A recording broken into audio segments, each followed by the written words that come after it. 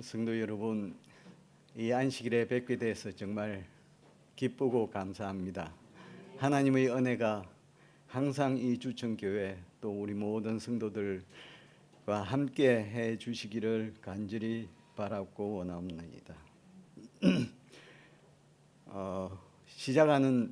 들어가는 오늘 말씀 로마서 2장 16절입니다. 함께 읽도록 하겠습니다. 시작.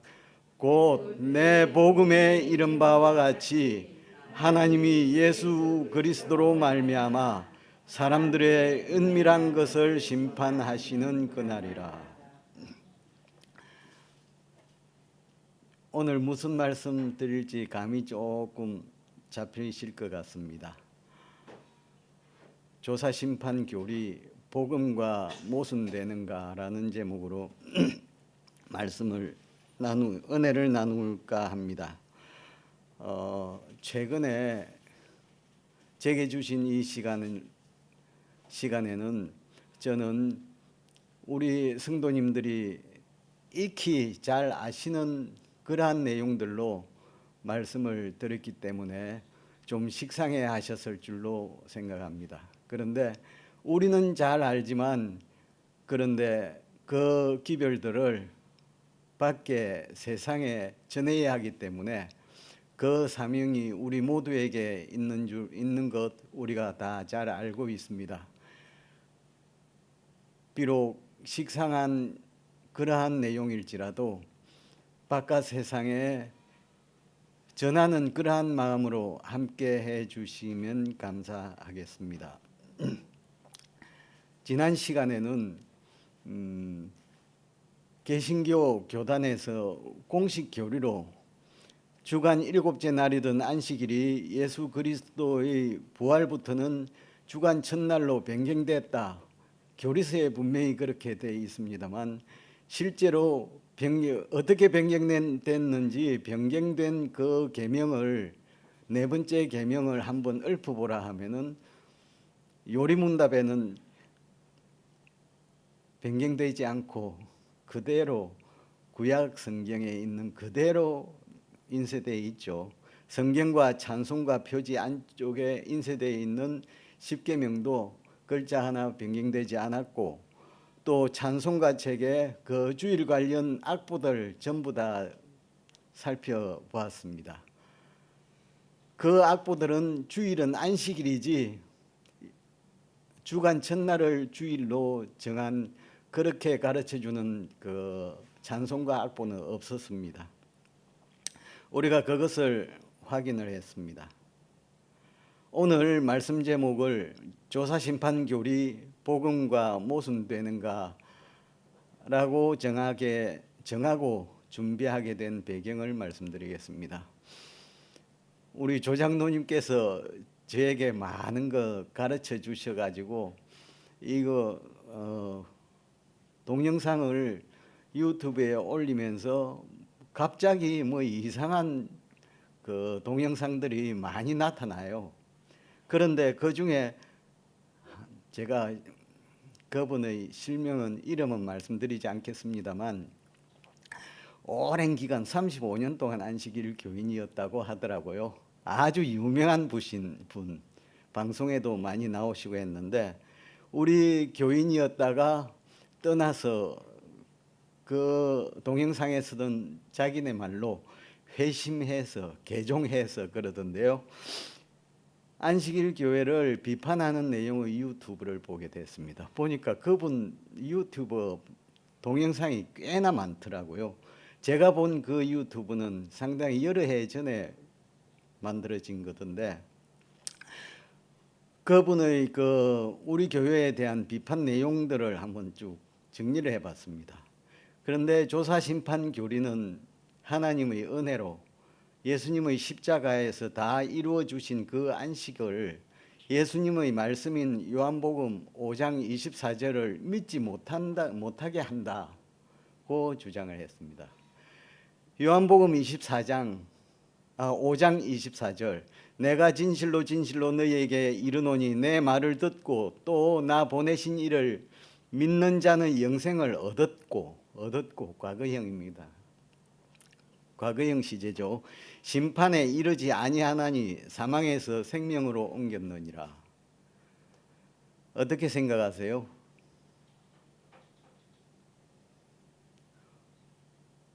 다른 영상에서도 이 구절을 꼭 들고 나와 가지고 안식일 교회에서 이걸 조사심판교리라는 게 있어 가지고 이러한 말씀을 믿지 못하게 만든다 하는 교리라고 그렇게 이야기를 하더라고요. 저도 잠깐 동안 여기에 현혹돼 가지고 정말 그런 것 같기도 하다는 생각이 들었다가 정신을 나중에 또 차렸습니다. 조사심판 교리에 대해서 그 진행자가 연예인인데요. 성경을 한번 찾아봤느냐고 그렇게 질문을 하니까 그분이 아까 방금 읽은 요한복음 5장 24절 그 말씀을 이야기를 하지, 조사심판 교리의 근거 성경절인 다니엘 7장 9절로 11절은 일체 언급을 한 번도 안 하더라고요. 그런데 이분이 하는 말이, 안식일 교회는 조사심판 교리가 복음과 모순된다는 것을 감지하고 있다. 하지만 폐기 처분하지도 못하고 그대로 유지하고 있다고 하더라고요.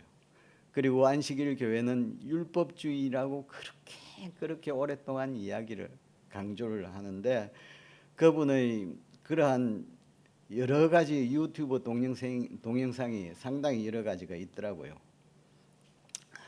그래서 제가 머리에서 막 저거 여러 가지 생각이 겹치면서 이런 거 한번 확인해 보고 싶다. 조사심판 교리는 우리 교회에서 폐기 처분돼야 하는 교리인가?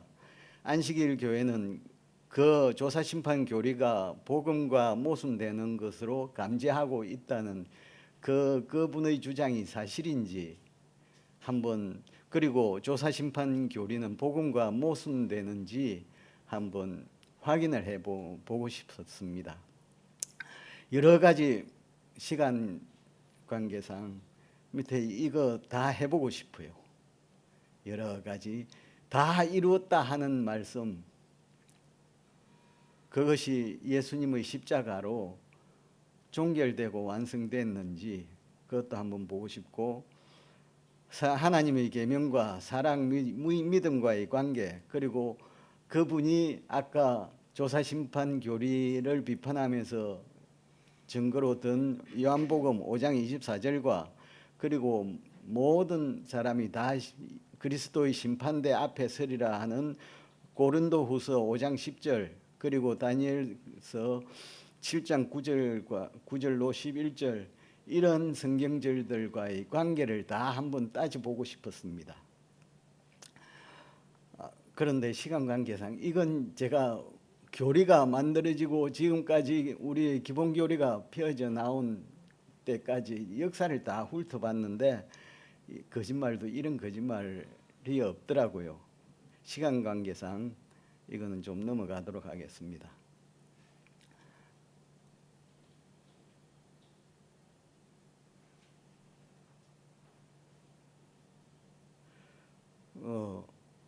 오늘 깊이 좀 다루고 싶은 조사심판 교리는 복음과 모순되는가라는 제목으로 먼저 심판의 확실성에 대한 성경의 정언이 우리 다 잘 아시죠? 고린도후서 5장 10절, 이는 우리가 다 반드시 그리스도의 심판대 앞에 드러나 각각 선악간에 그 몸으로 행한 것을 따라잡으려 함이라. 이 심판을 구체적으로 어떻게 진행하는지 그 성경에서 거꾸로 한번 추적을 해 나가 보겠습니다. 심판의 결과 맨 마지막으로 진행되는 것이 집행이죠. 판결이 어떻게 났는지 선고에 따라서 그대로 집행을 합니다. 다 아시는 대로 마태복음 24장 40절, 누가복음 17장 35절, 그때 두 사람이 밭에 있으며 하나는 데려감을 당하고 하나는 버려둠을 당할 것이요.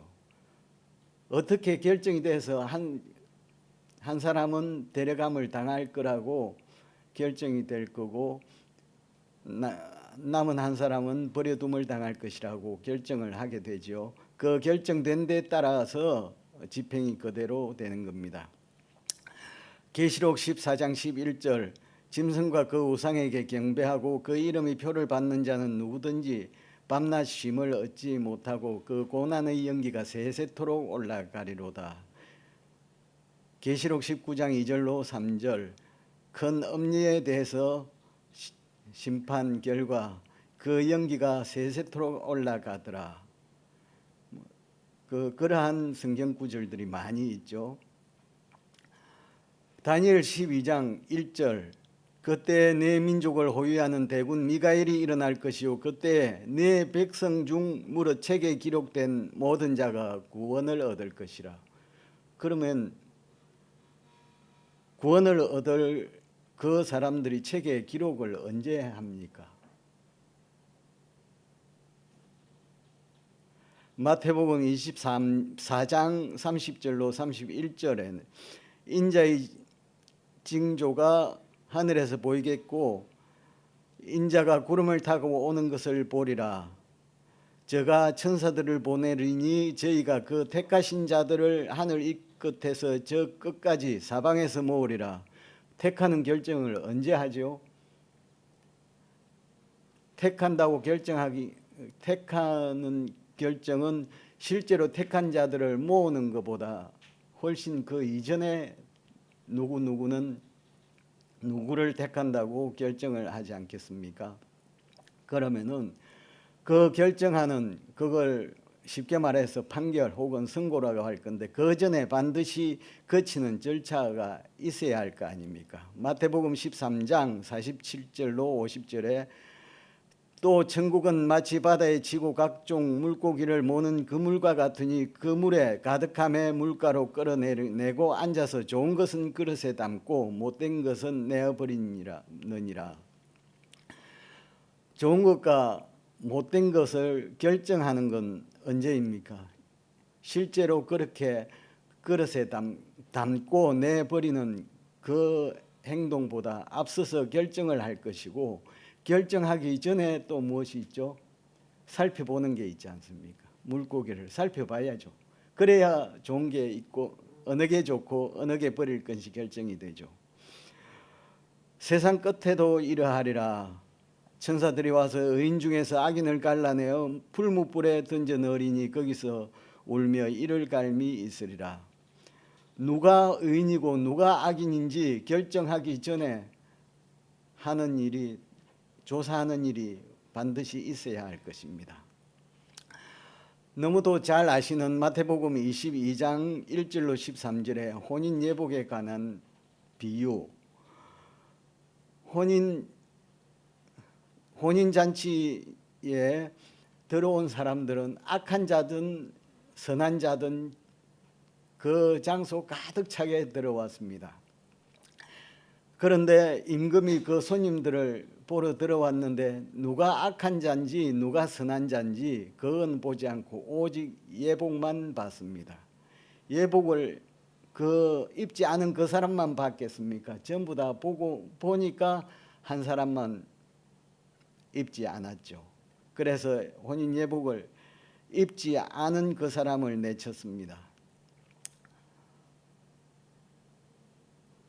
내치기 전에 살펴보고 혼인 예복을 입었는지 안 입었는지 그 조사하는 그 과정이 있었던 거죠. 다니엘서 7장 9절로 10절에 내가 보았는데 왕좌가 놓이고 옛적부터 항상 계시니가 좌정하셨는데 심판을 베푸는데 책들이 놓였더라. 그 장소가 어디냐 하면은 이사야 66장 1절에 보면은 여호와께서 이같이 말씀하시되 하늘은 나의 보좌요 땅은 나의 발등상이니. 예수님이 부활하여 성천에서 하늘로 들어가셨으니까 이 심판을 베푸는데 책들이 펴 놓였더라 하는 이 법정은 분명히 하늘입니다. 책들을 펴놓고 하는 심판을 언제 하는지 살펴보면은 마태복음 24장 14절에 이 천국 복음이 모든 민족에게 증거되기 위하여 온 세상에 전파되리니 그제야 끝이 오리라. 그 끝이 어딘지, 끝이 언제인지 알아보기 위해서 그 앞에 절들을 읽어보면은 제자들이 질문합니다. 주의 임하심과 세상 끝의 징조가 어떠하겠냐고. 그 질문에 대한 답이 그랬습니다. 요한계시록 14장 6절로 13절 보시면은 다 아시는 대로 한 천사가 공중에 날아가는데 땅에 거하는 자들 곧 여러 나라와 족속과 방언과 백성에게 전할 영원한 복음을 가졌더라. 복음이 방금 읽은 마태복음과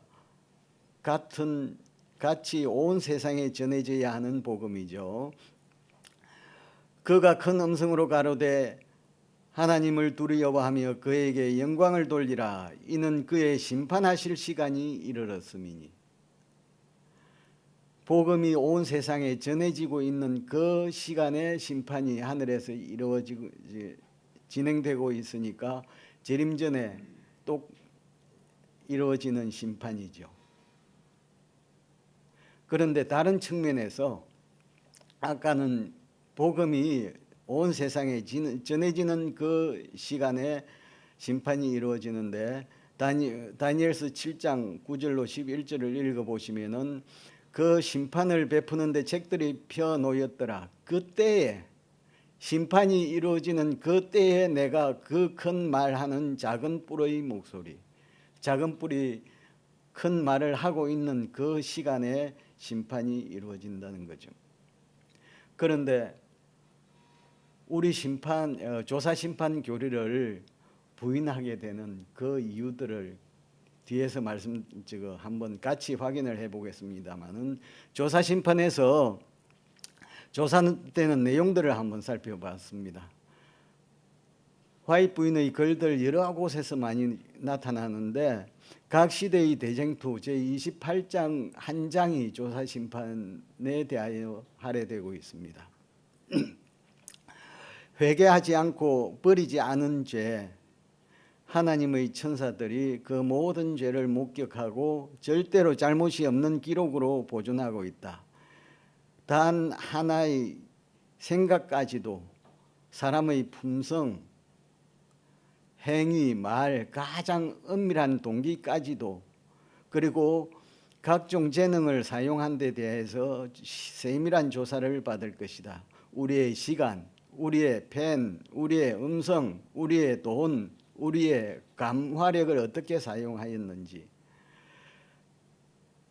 오직 행위에 나타나는 사랑만이 참된 것으로 인정되고 사람들의 감추어진 이기주의가 하늘 책들에서 나타나게 된다. 거기는 동료 인간에 대한 의무를 다하지 아니한 것, 그러한 것도 다 조사가 된다고 되어 있습니다.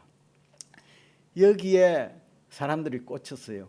우리 교인들도. 그런데 성경을 찾아보니까 성경에 사람이 무슨 무익한 말을 하든지 심판날에 이에 대하여 신문을 받으리니 말로 심판을 받겠다는 겁니다.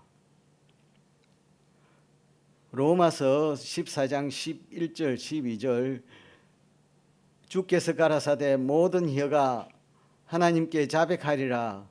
이러므로 우리 각인이 자기 일을 하나님께 직고하리라. 영어 성경 보니까 이거 하나님께 설명하리라고 번역되어 있습니다. 그럼 말로 하는 것 다 조사되는 거죠. 신문을 받게 되는 거니까. 마태복음 5장 22절에 형제에게 노하는 자마다 품성 문제죠. 라가라 하는 자. 라가가 무슨 말인가 찾아봤더니 형제 보고 바보라고 하는 사람, 또 미련한 놈이라 하는 자, 경건하지 않은 일, 말, 또 마태복음 5장 29절 내 오른 눈이 너로 실족해 하거든 빼버리라. 가만 생각해 보니까 눈으로 보면은 마음에서, 그리고 마음이 어떻게 되고 그다음 생각이 어떻게 되고, 그 생각을 좋게든 나쁘게든 실행을 하게 되는 거죠. 마태복음 5장 28절, 나는 너희에게 이르노니 여자를 보고 음욕을 품는 자마다 마음에 이미 간음하였느니라. 마음까지 다 조사되는 겁니다. 로마서 1장 29절로 32절 보면은 추악, 탐욕, 악의, 시기, 분쟁, 사기, 수군수군, 비방, 교만한 것, 자랑하는 자, 우매한 자, 빼앗가는 자, 무정한 자, 이러한 일들 사형에 해당하다고 하나님께서 정하셨다는 겁니다. 그리고 마태복음 25장 31절로 46절을 읽어보면 다 아시는 대로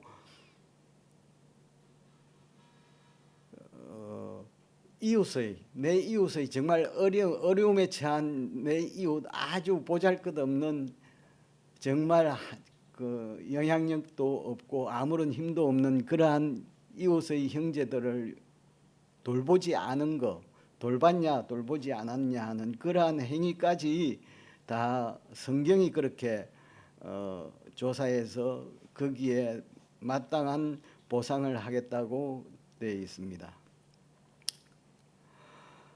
아까 마태복음 22장 1절로 13절 혼인예복, 거기에서 악한 자도 그 잔치에 참석했습니다. 그런데 악한 자에 대해서 조사하는 게 아니고 혼인예복을 입었느냐 안 입었느냐, 그걸 조사해서 안 입은 자는 밖으로 내쳤습니다. 계시록 예복이, 그러니까 그 옷이 뭐냐, 요한계시록 19장 8절, 이 세마포는 성도들의 옳은 행실이로다 하더라. 품성 이야기입니다. 전도서 12장 14절, 하나님은 모든 행위와 모든 은밀한 일을 선악간에 심판하리라 했습니다. 심판은 어디에서 시작합니까? 베드로전서 4장 17절, 하나님 집에서 심판을 시작할 때가 됐다. 히브리서 읽어보시면 그리스도께서 영원한 속죄를 이루사 단번에 성소에 들어가셨다. 히브리서 9장 24절에는 그리스도께서 오직 참 하늘에 들어가셨으니까 심판을 시작하는 하나님 집은 하늘 성소이죠. 그러면 조사 심판은 누구를 대상으로 하는가? 다니엘서 12장 1절, 아까 읽은 대로 그때에 네 백성 중 무릇 책에 기록된 모든 자가 구원을 얻을 것이라. 이스라엘 백성 중에서 바로 그리스도인들을 대상으로 먼저 조사 심판이 이루어진다는 성경 말씀입니다. 그러면은 조사 심판 교리는 복음과 모순되는가 하는 걸 다시가 아니고 살펴보겠습니다. 복음이 뭐냐? 복음이 무엇인지 우리 국어사전을 찾아봤습니다. 예수의 가르침을 복음이라고 그러고, 또는 예수에 의한 인간 구원의 길이라고 풀이해 놨습니다. 그런데 성경은 로마서 1장 16절, 이 복음은 모든 믿는 자에게 구원을 주시는 하나님의 능력이라고 했습니다. 그런데 로마서 2장 16절은 곧 내 복음에 이른 바와 같이 하나님이 예수 그리스도로 말미암아 사람들의 은밀한 것을 심판하시는 그날이라고 했습니다. 심판이 복음이라는 겁니다. 요한계시록 14장 6절로 13절, 또 보니 다른 천사가 영원한 복음을 가졌더라. 그가 가로되 하나님을 두려워하며 그에게 영광을 돌리라. 이는 그의 심판하실 시간이 이르렀음이니. 복음의 내용에 심판이 들어있는 겁니다. 그러면 심판의 기별이 왜 복음입니까? 홍수 심판 관련해서 노아의 기별을 생각해 보니까 홍수가 이럴 것이니까 빨리 방주에 타라. 노아가 그렇게 외쳤는데 그 기별을 받아들인 들여서 방주에 탄 사람은 구원을 받았고 그 기별을 받아들이지 않은 사람들은 전부 죽었습니다. 복음입니까? 심판의 기별이 니느웨를 한번 생각해 봤습니다. 40일 후에 니느웨가 멸망할 것이다. 요나가 그렇게 니느웨 시가지를 돌면서 그렇게 외쳤습니다. 그 심판을 받아들인 니느웨 사람들은 전부 회개했습니다. 그것을 바라보시고 하나님이 감찰하시고 멸망시키지 않았습니다. 심판의 기별 복음입니까? 판결하시기 전에 하나님은 우리 인간들을 잘 자백하고 그 하나님의 결정하시는 것이 참되다는 것을 자백하도록 하기 위해서인 것 같았는데요. 아담과 하와가 범죄했을 때 하나님께서 직접 내려와서 현장 조사를, 현장 확인을 하셨습니다. 가인이 동생 죽였을 때도 그렇게 했고, 노아 홍수 때, 바벨탑, 소돔과 고모라, 니느웨 때 다 현장 확인을 하셨습니다. 하나님께서. 조사 심판이 필요한 거 아닙니까? 성경은 은밀한 것을 심판하는 것을 복음에 말했다고 로마서 2장 16절에서 말씀하셨고, 요한계시록 14장 6절로 13절에서는 영원한 복음을 구원에만 한정해서 생각하는 그러한 경향이 많았었는데, 제가 이번에 이것을 연구하면서 보니까 영원한 복음은 첫 번째 그 내용이 하나님을 두려워하며 그에게 영광을 돌리라고 했습니다. 왜냐? 하나님의 심판하실 시간이 이르렀기 때문에. 그러면은 그 심판을 통과하기 위해서는 무엇을 해야 되느냐? 성경에서 말하기를 창조주를 경배해라. 바벨론이 무너졌으니까 거기서 나와라. 짐승과 그 우상을 경배하지 말고 그 표 받지 말아라. 그러기 위해서 하나님의 계명과 예수 믿음을 지켜라. 이 많은 분들이 계명에 대해서 오해하고 있는 것 같은데요. 안식일 계명만 가지고 이야기를 하는데 한번 생각해 보십시오.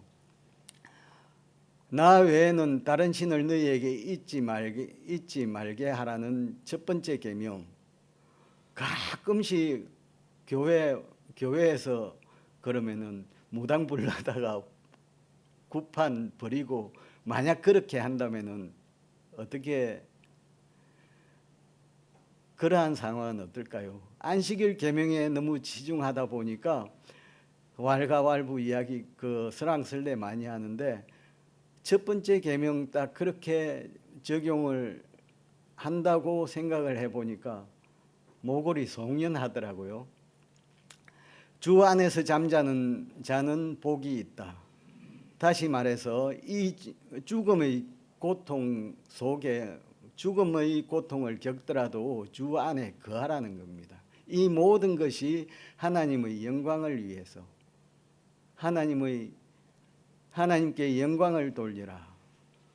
그 내용이었습니다. 이것이 복음의 내용이었습니다. 하나님께서 우리를 창조하신 목적이 무엇입니까? 여러분, 성도 여러분, 우리가 자녀를 낳을 때 자녀를 위해서 자녀를 낳습니까? 아니면 나를 위해서 자녀를 낳을까요? 아기를. 성경은 이사야 43장 21절에 이 백성은 내가 나를 위하여 지었다. 나의 찬송을 부르게 하려 함이라. 에스겔 3장 12절은 여호와의 처소에서 나는 영광을 찬송할지어다 하니,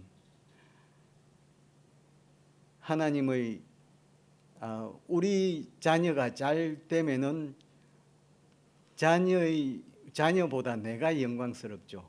그 부모가 영광을 받습니다. 하나님께서 우리를 구원하신 목적은 그것도 영광 찬송 받으시기 위하였습니다. 시편 98편 1절에 새 노래로 여호와께 찬송하라. 자기를 위하여 하나님 자신을 위하여 구원을 베푸셨도다고 말씀하셨습니다. 그러면 심판 과정, 사실 조사 심판이라는 게 재판을 생각하면 이해가 더 쉽겠습니다. 영어로는 재판이라는 뜻도 되거든요. judgment. 그 재판 혹은 심판이라는 전 과정에서 그 중간에 조사하는 그 과정이 있는데 그 조사 심판 그걸 빼버리면 안 되죠. 심판을 베푸는데 책들이 펴 놓였더라. 호크마 종합주석에서는 어떻게 주석하였느냐 하면은 심판을 베푸는데 이 말은 심판이 시작되었는데라는 의미이고 본 구절의 책은 심판 대상자들의 혐의를 기록한 법적 문서로 볼 수 있다고 주석을 했습니다. 그런데 성경에서 말하는 책들은 세 가지가 있는데요. 잘 아시다시피 계시록 20장 12절 15절에 생명책이 있고 말라기 3장 16절에 기념책이 있고 이사야 65장 6절 7절에 죄를 기록한 책이 있습니다. 이러한 책들을 펴놓고 심판을 베풀죠. 이해를 돕기 위해서 우리 한국의 그 법정에서의 재판 절차, 특히 형사 재판 절차가 어떻게 진행되는지 인터넷을 찾아봤더니 한 변호사분이 고맙게도 올려놨더라고요. 쭉 보시는 바와 같이 절차가 많은데 검사가 구형을 하기 전에 법원에서 증거조사 절차가 있더라고요. 법원에서 증거조사를 하고 난 이후에 피고인 신문을 하고 검사가 구형을 하고 변호인이 최후 진술을 하고 최후 변론을 하고 피고인은 최후 진술을 하고 나면은 이제 판결 날짜를 지정해서 그 날짜 되면 판결을 내리는 겁니다. 그런 절차로 진행되고 있었습니다. 하늘 심판에서 조사 과정이 필요한 이유가 뭔지 한번 살펴봤습니다. 요한계시록 12장 10절에 보니까 사탄이 우리 형제들을 참소했는데 밤낮 하나님 앞에서 참소를 하였습니다. 어떤 참소인지 욥기에 잘 나타나 있습니다. 이것은 이 땅에서가 아니라 하늘에서 하늘의 회의에 참석해서 하나님이 욥을 칭찬을 하니까 사단이 욥이 어찌 까닭 없이 하나님을 경외하겠습니까? 주께서 그 손으로 하는 바를 복되게 하사 욥한테 복을 주어서 땅의 그 소유물로 땅에 널리게 하기 때문에 그렇습니다. 그렇게 참소를 합니다. 하나님은 그것이 아니라는 것 증거를 증명을 해 주어야 되는데 발목 잡힌 거죠. 고린도전서 4장 9절에 그래서 참소를 당했기 때문에 어떻게 처리될 건지 우리는 세계 곧 천사와 사람에게 구경거리가 됐습니다. 그런데 억울하게 죽임을 당하고 정말 신실한 그리스도인들이 참으로 많이 희생을 당하지 않았습니까? 요한계시록 6장 10절에 참되신 대주제여 땅에 거하는 자들을 심판하여 우리 피를 신원하여 주지 아니하시기를 어느 때까지 하시려나이까. 사단이 참소하고 억울하게 희생당한 그리스도인들이 나를 신원해 주십시오 하고 하나님께 단언을 벌입니다. 예레미야 애가 3장 59절 여호와여 나의 억울을 감찰하셨나니 여호와께서 성도들의 억울한 걸 감찰하셨어요. 그래서 나를 신원해 달라고 또 단언을 합니다. 요한계시록 18장 20절 하나님이 너희를 신원하시는 심판을 그에게 하셨다.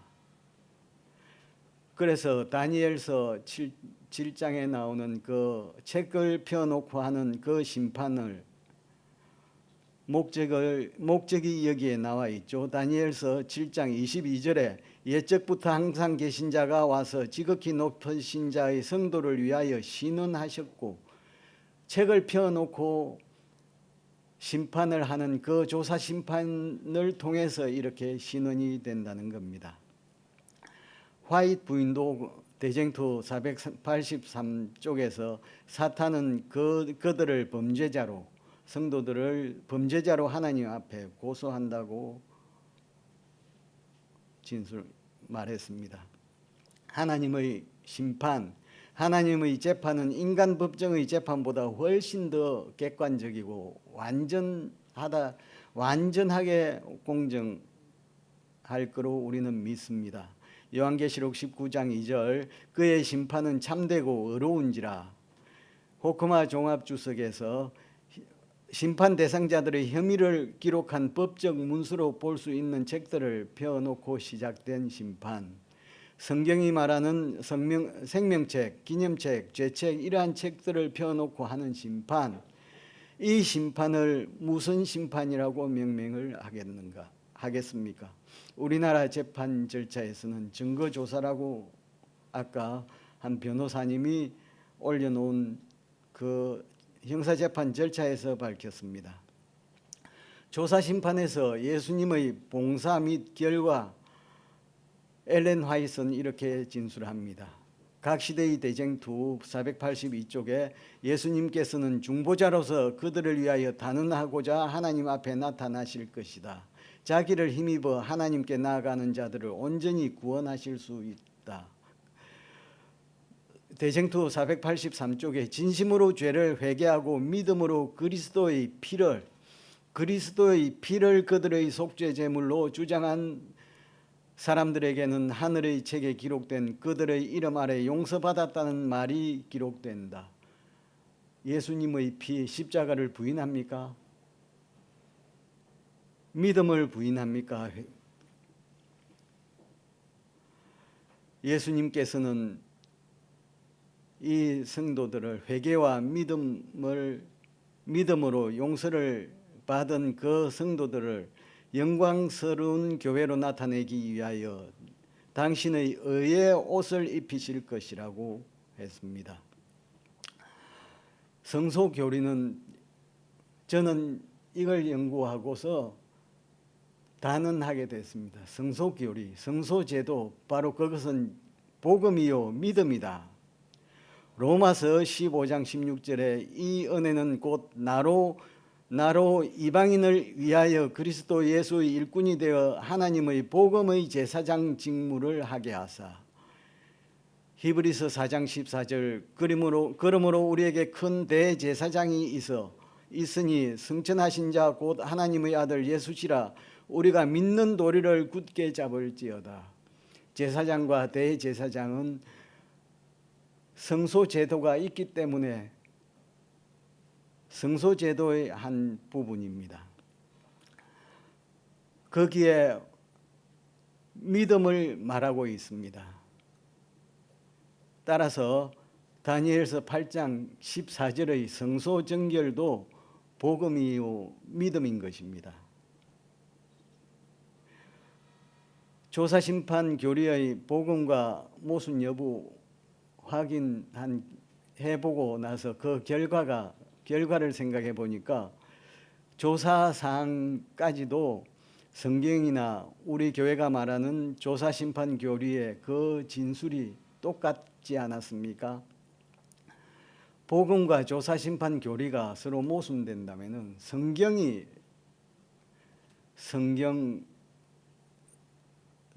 먼저 모순을 범하고 있는 것이죠.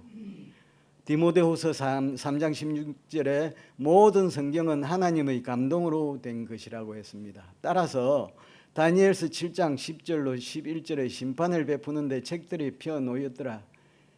이 말씀도 하나님의 감동으로 된 것입니다. 작은 뿔이 목소리를 내고 있는 그때에 이 심판이 진행되므로 예수님 재림 전에 진행되는 심판인 거죠. 로마서 15장 16절에 복음의 제사장 직무, 로마서 2장 16절 복음에서 심판에 대해 말한 것은 성소 진리와 심판의 기별은 복음이라는 의미인 것입니다. 요한계시록 14장 6절로 13절은 예수님 재림 전에 진행되는 이 심판을 영원한 복음이라고 했습니다. 그 심판을 성경이 복음이라고, 그것도 영원한 복음이라고 단언하는데 조사 심판이 복음과 모순된다고요? 재림 전 조사 심판 교리를 부정하게 되는 그 원인을 이제 알았습니다. 그 조사하는 사항이나 그 내용을 오로지 엘렌 G 화이트의 글에서만 뽑아가지고 내 마음으로 도저히 그 인정 못하겠어. 성경을 건성건성 읽어도 그렇게 종합적으로 집합을 볼 생각을 안 하고 오로지 화이트의 글에서만 나와가지고 성품 조사하고 마음 조사하고 뭐 이기적인 동기 모든 행위들 다 조사한다. 그렇게 하는 동안에 그 시간에 조사심판 교리를 부정하는 마음이 들고 그러한 생각이 드는 그 순간에는 예수님 생각이 없어져요. 십자가 생각이 없어지는 것을 발견했습니다. 자아가 살아나서 내 힘으로 그거는 안 돼. 내 힘, 자기의 힘만을 생각하게 된다는 것을 확인하게 됐습니다. 또 한 가지, 너무 이기주의적인 그러한 생각이었습니다. 나의 구원에만 초점이 맞춰지고 우리를 구원하시는 하나님의 그 객관성과 공정성에 대해서, 그리고 하나님이 지금 어떠한 상황에 처해 있는지 그러한 것은 관심도 없었습니다. 죄의 건절, 그리고 죄로부터 영원한 안전을 확보하는 것, 그런 데 대해서는 전혀 무관심하다는 생각이 들었습니다. 성경 전체의 일관성과 조화에 대해서 인식이 없거나 인식이 부족했고, 그래서 또 중요한 거, 조사심판 교리의 직접적 근거 성경절인 다니엘서 7장 9절로 11절은 외면하는 것이었습니다. 사실 조사심판 교리를 부정하고 비판하려 하면은 우리 교회가 설명하고 있는 그 직접적인 그 성경절인 다니엘서 7장 9절로 그 이하의 절들을 인용하고 우리 교회의 해석을 인용하고 거기에 대해서 조목조목 반박하는 것이 정상적일 것입니다. 그렇게 하지 않았습니다. 비판자는. 다시 한번 보겠습니다. 나 보내신 이를 믿는 자는 영생을 얻었고 심판에 이르지 아니하나니, 요한복음 5장 24절과 또 고린도후서 5장 10절, 우리가 다 반드시 그리스도의 심판대 앞에 드러나, 그리고 다니엘서 7장 9절로 10절에 심판을 베푸는데 책들이 펴놓였더라. 이것이 서로 상충되고 반대돼 보입니까? 요한복음 5장 39절에 너희가 성경에서 영생을 얻는 줄 생각하고 성경을 상고하거니와 이 성경이 곧 내게 대하여 증거하는 것이로다. 예수님이 이 말씀하실 때 신약 성경은 없었습니다. 오로지 구약 성경이었습니다. 그런데 그 구약 성경 전체가 다 예수님에 대한 말씀이었고, 따라서 성경 전체가 복음인 것입니다. 디모데후서 3장 16절, 모든 성경은 하나님의 감동으로 된 것, 다니엘서도 포함되는 거죠. 예수님은 다니엘서를 참인 것을 인정을 했지 않습니까? 마태복음 24장 15절에 선지자 다니엘의 말한 바 예수님이 그렇게 말씀하셨습니다. 따라서 요한복음 5장 24절과 다니엘서 7장 9절로 11절이 모순이 될 수가 없습니다. 모순돼 보이는 것은 인간의 오해나 이해 부족에 기인한 것이지 모순이 되는 것 아닙니다. 모순돼 보이는 성경 구절들 사이에 조화를 발견할 때까지 기도하면서 해당 말씀을 진지하게 연구를 해야 될 것입니다. 결론적으로 말씀드려서 이 시편 기자는 보니까 나는 정말 착하고 의롭게 살라고 하나님의 말씀대로 그대로 살라고 그렇게 애를 쓰는데 죄를 짓고 악한 사람들이 다 형통하고 잘 되더라 이겁니다. 왜 그럴까 하여 생각하는데 그 깨닫기가 너무 어렵더라는 거죠. 심히 곤란했는데 하나님의 성소에 들어갈 때야 저희 결국을 내가 깨달았나이다. 그걸 깨닫게 해준 성소기별 복음이지 않습니까? 매우 중요한 복음이라고 생각합니다. 베드로전서 4장 17절 하나님의 집에서 심판을 시작할 때가 되었나니 미가 7장 9절에 내가 여호와께 범죄하였으니 주께서 나를 위하여 심판하사 신원하시기까지는 그의 노를 당하려니와 주께서 나를 인도하사 광명에 이르게 하시리니 내가 그의 의를 보리로다. 내가 죄인인데 죄를 지었는데 하나님께 나를 위하여 하나님께서 심판해 가지고 나를 신원을 하나님께서 해 주신다 이겁니다. 억울함을 풀어준다 이거죠. 그렇게 하기까지 내가 하나님의 노를 당하게 되는데 그 심판 때문에 내가 하나님의 의를 보리로다 했습니다. 하늘 성소에서의 심판으로 하나님의 의가 밝혀지는 것입니다. 믿음으로 말미암는 의 아닙니까? 시편 7편 8절에 이런 말씀이 있습니다. 여호와께서 만민에게 심판을 행하시오니 여호와여 나의 의와 내게 있는 성실함을 따라 나를 판단하소서. 판단이라는 말이 저쯤이 나를 심판하소서라고도 번역이 됩니다. 나를 심판하소서. 심판은 복음입니다. 조사 심판은 그 심판의 한 과정입니다.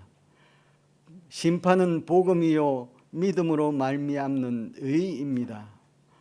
시편 기자처럼 여호와여 나를 심판하소서 자원해서 그렇게 외치는 우리 주천교회의 모든 성도님들 되시기를 간절히 바라면서 말씀 마치겠습니다.